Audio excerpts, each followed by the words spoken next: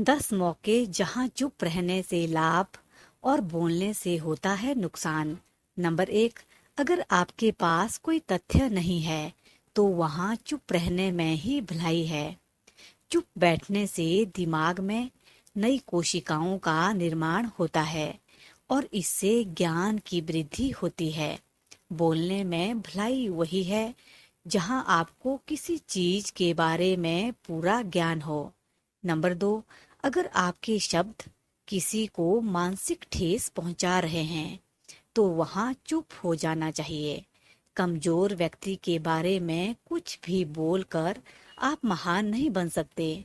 महान आप किसी कमजोर का साथ देने में बनेंगे। नंबर 3, कोई वस्तु आपके लिए अपवित्र है और वही वस्तु दूसरों के लिए पवित्र है तो वहां आपको चुप रहना चाहिए। अनादर हमें किसी भी चीज का नहीं करना चाहिए, चाहे वो किसी इंसान को लेकर हो या फिर किसी धर्म को लेकर। अपमान करने से आप महान नहीं बन सकते। नंबर 4, चुप रहना आदर या सम्मान देने की निशानी होती है। इसे ना कोई छोटा होता है और ना ही कोई बड़ा। अगर आपको क्रोध आ रहा है तो आप या तो वहां से किसी का अनादर किए बिना चले जाए या फिर चुप रहे। क्रोध करने से आपके रिश्ते खराब होंगे। क्रोध करने से हमेशा क्रोध करने वाले व्यक्ति का ही बुरा होता है।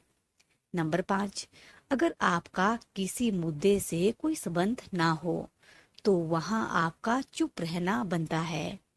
बिना किसी वजह अगर आप दूसरों के मुद्दों पर बोलेंगे तो यह आपके लिए अनिष्टकारी रहेगा। इसमें केवल और केवल आपका ही नुकसान है।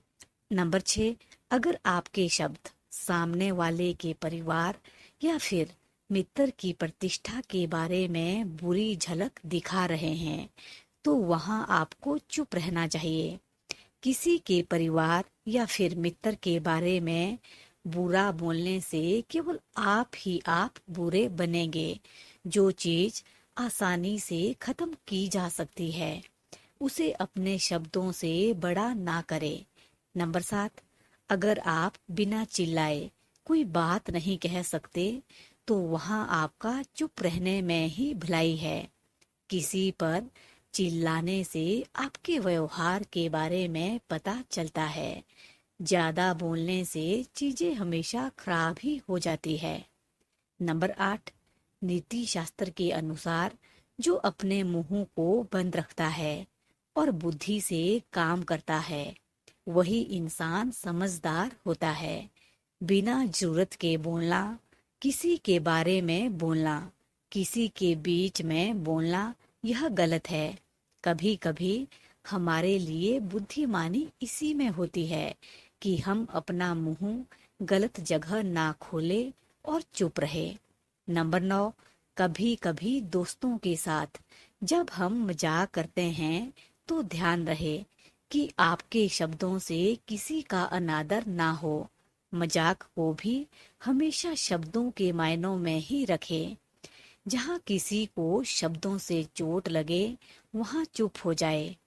ज्यादा बोलने से हमेशा नुकसान होता है। नंबर 10, यदि आपके शब्दों से किसी और की प्रतिष्ठा को ठेस पहुंच रही हो तो वहां आपको चुप हो जाना चाहिए। जब कोई व्यक्ति आपके सामने नहीं है तो आप उस व्यक्ति के बारे में बुरे शब्द किसी तीसरे व्यक्ति के सामने नहीं बोले। ये थी कुछ बातें जिनका हमें जरूर पालन करना चाहिए और ध्यान रखना चाहिए। और ऐसी ही अच्छी अच्छी बातें सुनने के लिए हमारे पेज को फॉलो जरूर करें ताकि आपको डेली की नोटिफिकेशन मिलती रहे। धन्यवाद। जय हिंद, जय भारत।